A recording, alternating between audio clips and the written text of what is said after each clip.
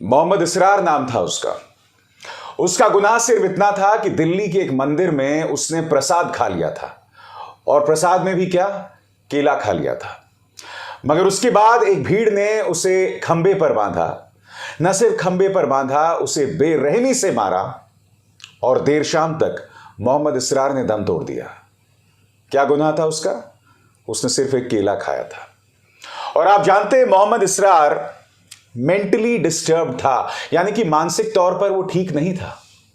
जब भीड़ उसे मार रही थी तो उस पर आरोप चोरी का था, और जो व्यक्ति मानसिक तौर पर ठीक नहीं हो, जाहिर सी बात है वो अपनी बात कैसे रखेगा। मगर भीड़ ने सिर्फ केला खाने के लिए उसे एक पोल से बांधा और बेरहमी से मार मार के उसकी जान ले ली। मैंने अल जजीरा की एक रिपोर्ट देखी जिसमें एक हिंदू महिला कह रही थी, किसी ने नहीं मारा, वो तो यहां से ठीक ठाक गया था, शाम को कैसे मर गया हम कैसे जाने।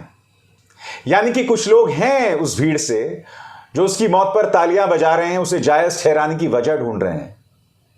मैं आपसे सवाल पूछना चाहता हूं, अगर कुछ लम्हों के लिए मैं मान लूं उसने चोरी भी की थी, तो क्या आप उसे खंबे से बांधेंगे और बेरहमी से मारेंगे जिसका नतीजा उसकी मौत है? उसने चोरी नहीं की थी दोस्तों, उसने बिल्कुल भी चोरी नहीं की थी। उसका गुनाह सिर्फ इतना था कि उसने एक मंदिर से एक केला ले लिया था। उसका गुनाह सिर्फ इतना था कि भीड़ को यह पता चल गया था कि वो एक मुसलमान है। वो मेंटली डिस्टर्ब ना भी होता तब भी शायद भीड़ उसे मारती, मगर वो अपनी बात भी नहीं रख पा रहा था। भीड़ उसे मारती चली गई तब तक जब तक वो बेहोश नहीं हो गया, और शाम उसकी मौत हो गई। मैंने उसके पिता को सुना, मैंने उसकी 4 बहनों को सुना। उसकी एक बहन बोल रही थी कि क्या उसका गुनाह सिर्फ ये था कि वो एक मुसलमान है, एक मुसलमान का बेटा है। पिता की आंखों में आंसू है। वो कह रहा है कि वो मेंटली डिस्टर्ब था, वो अपनी बात नहीं कह सकता था। वो गली में लोगों की मदद करता था, और लोग छोटी छोटी मदद के लिए, यानी कि किसी का सामान उठा देना, किसी की मदद कर देना, उसके लिए 20 से 50 रुपए उसे दे दिया करते थे। उसके गली में रहने वाले लोग कहते हैं कि वो शांत स्वभाव का एक ऐसा इंसान था जो किसी को कोई नुकसान नहीं पहुंचा सकता था।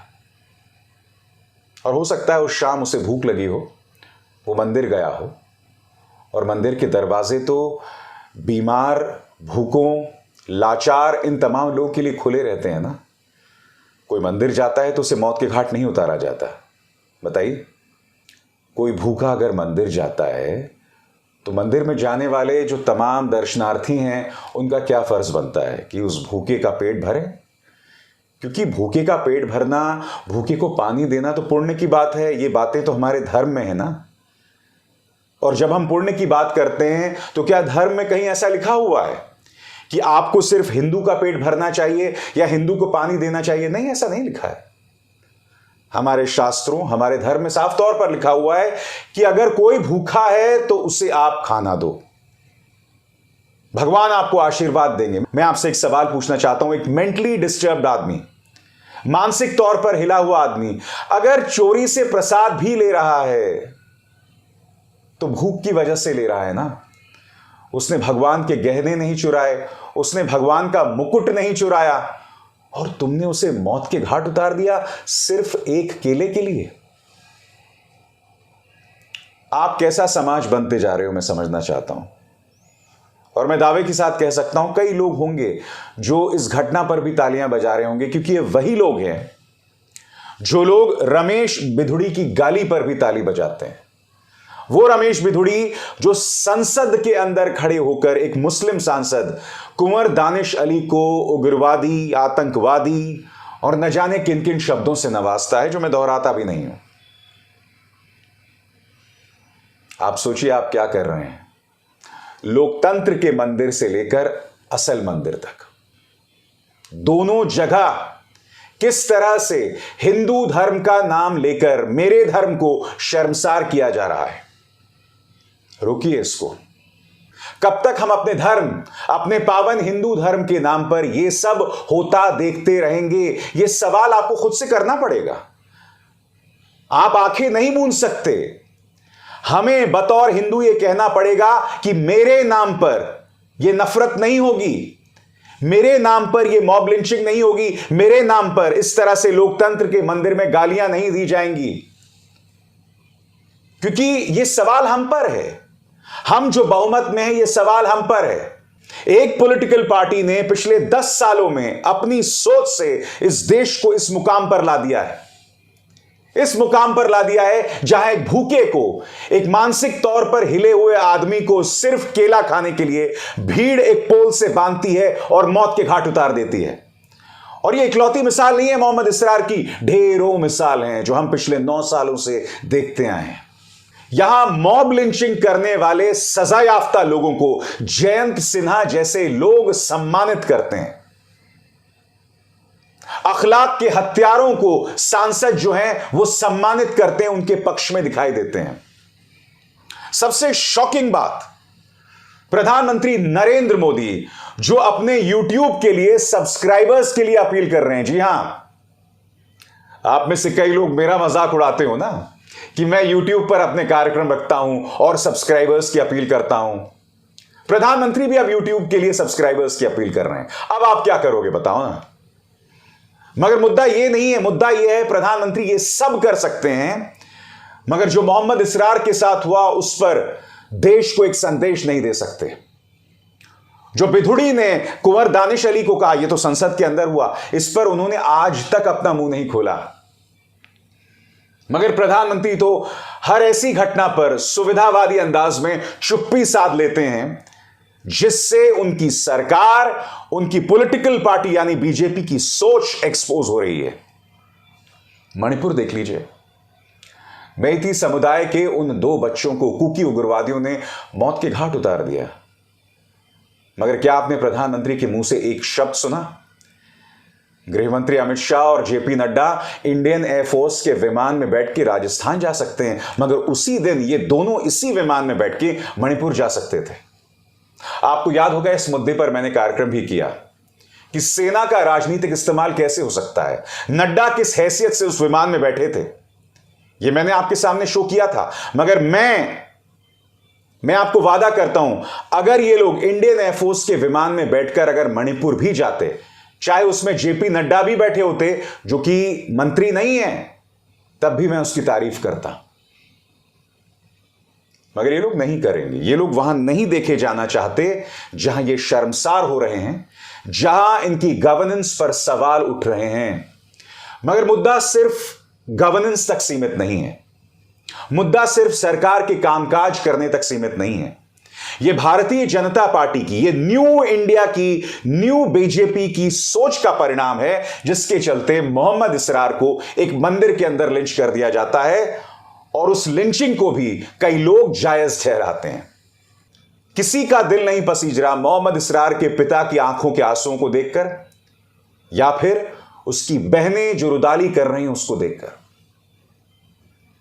आपको इस सवाल करना पड़ेगा, मुसलमान को मौत के घाट उतारकर या मुसलमान को गाली देकर आप नुकसान उस मुसलमान का नहीं कर रहे हो, आप अपनी सोच का कर रहे हो। ध्यान से सुनिएगा मैं क्या कहने जा रहा हूं। धर्म विशेष को, माइनॉरिटी को टारगेट किया जा रहा है, मगर उस टारगेटिंग को जायज ठहराने के लिए एक पूरी सोच काम कर रही है, जिसमें मीडिया है, पॉलिटिकल पार्टी है, और उस सोच से आप प्रभावित हो रहे हो। यानी कि आपने अपने मन में बना लिया है कि अगर एक अपराध हो रहा है तो अच्छा है, कोई बात नहीं, क्योंकि वो दूसरे धर्म का है। मैं आपको एक मिसाल देना चाहता हूं दोस्तों। मुंबई में एक गुजराती कॉलोनी है। ये मराठी महिला वहां पर गई और क्या आप जानते हैं, उस मराठी महिला को अपनी दुकान सेटअप नहीं करने दी गई। मुंबई जो कि महाराष्ट्र में है, जहां मराठियों की तादाद है इतनी बड़ी, वहां पर उस महाराष्ट्र के मुंबई में 2 गुजरातियों ने इस मराठी महिला को अपनी दुकान लगाने से मना कर दिया कि हमारी कॉलोनी में सिर्फ गुजराती होंगे, मराठियों के लिए कोई जगह नहीं है। यह औरत रोती रही। यह बात अलग है कि बाद में एमएनएस ने दखल दिया, राज ठाकरे के एमएनएस ने, उन्होंने उन गुजराती बाप बेटे को दोनों को अच्छे से ठिकाने लगाया और फिर उन्होंने माफी मांगी। यह घटना मैं आपको क्यों बतला रहा हूं दोस्तों, क्योंकि इसी मुंबई के अंदर मुसलमानों को एक अदद घर मिलना मुश्किल हो जाता है। कई ऐसी कॉलोनीज है जहां पर एक फरमान है जहां आप मुसलमान को घर नहीं दे सकते हैं।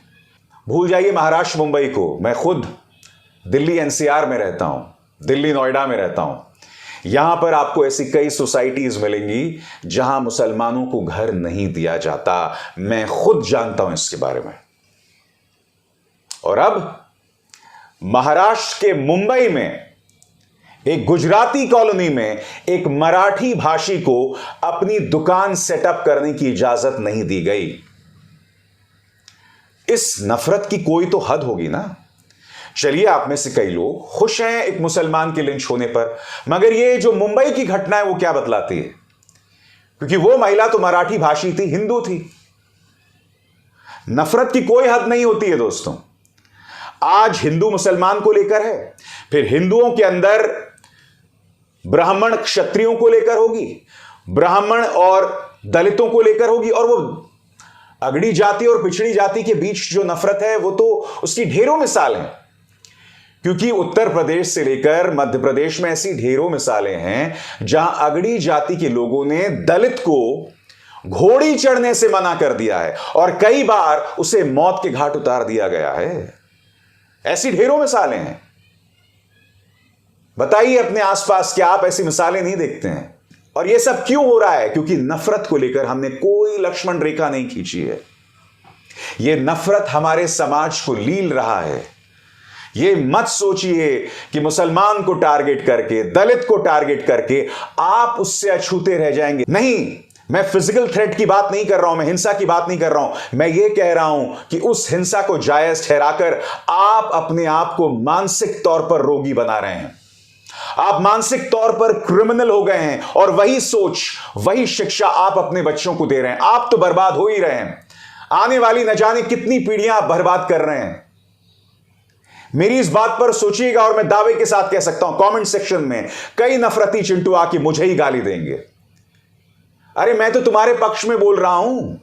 खुद को बचाओ, अपने बच्चों को बचाओ, अपनी आने वाली पीढ़ियों को बचाओ। इस नफरत को नो बोलो। से नो टू हेट। बोलो इस नफरत से मेरा कोई लेना देना नहीं है। बोलो जो लोग मेरे धर्म के नाम पर यह नफरत फैला रहे हैं उनसे मेरा कोई लेना देना नहीं है। बोलो मैं इन नफरतियों को बढ़ावा नहीं दूंगा। बोलो कि इस समाज के अंदर एक परिवार की रहने वाले हिंदू मुसलमानों के बीच में मैं तनाव पैदा नहीं करूंगा।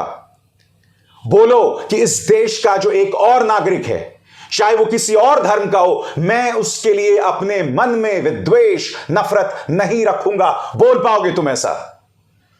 क्योंकि अगर आज तुम ये बात बोलोगे तभी तुम अपने परिवार और उसके जरिए अपने देश को बचा पाओगे। क्योंकि उनका सिर्फ एक काम है, उनका काम है वोट लेना, तुम्हारी नफरत के आधार पर वोट लेना। इसीलिए प्रधानमंत्री नरेंद्र मोदी हर मुद्दे पर खामोश रहते हैं। मगर तुम अपने बारे में सोचो कि तुम क्या कर रहे हो। क्या मेरे शब्दों का तुम पर कोई असर पड़ेगा? कभी कभी लगता है नहीं पड़ेगा, मगर मुझे उम्मीद है, और उम्मीद ना भी होती तब भी मैं बोलते रहता। और जब तक ये मेरा मंच मेरे साथ है मैं बोलता रहूंगा। अभिसार शर्मा को दीजिए इजाजत। नमस्कार। स्वतंत्र और आजाद पत्रकारिता का समर्थन कीजिए, सच में मेरा साथी बनिए। बहुत आसान है दोस्तों, इस ज्वाइन बटन को दबाइए और आपके सामने आएंगे ये 3 विकल्प। इनमें से एक चुनिए और सच के इस सफर में मेरा साथी बनिए।